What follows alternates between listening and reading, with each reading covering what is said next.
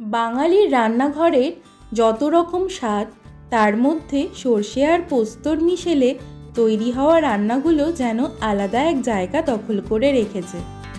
আজকের এই রেসিপিটা ঠিক তেমনই।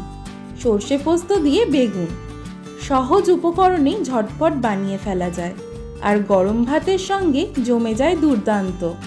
এর জন্যে প্রথমেই সাদা সর্ষে, কালো সর্ষে আর কাঁচা লঙ্কা দিয়ে মিক্সারে মিহি করে পেস্ট বানিয়ে নেব। তারপর বেগুনের টুকরোগুলোতে সামান্য হলুদ আর নুন মাখিয়ে সর্ষের তেলে হালকা করে ভেজে আলাদা করে রাখবো। একই কড়াইতে আরও একটু তেল দিয়ে কালো জিরে, কাঁচা লঙ্কা ফোড়ন দিয়ে তাতে কুচি করে কেটে রাখা টমেটো দিয়ে দেবো। এরপর টমেটোটা ভাজা ভাজা হয়ে এলে তাতে পোস্ত আর সর্ষের পেস্ট দিয়ে দেব। এরপর মশলা ফুটে এলে নুন ও হলুদ গুঁড়ো মিশিয়ে ভালো করে কষাবো, যতক্ষণ না কাঁচা গন্ধ চলে যায়।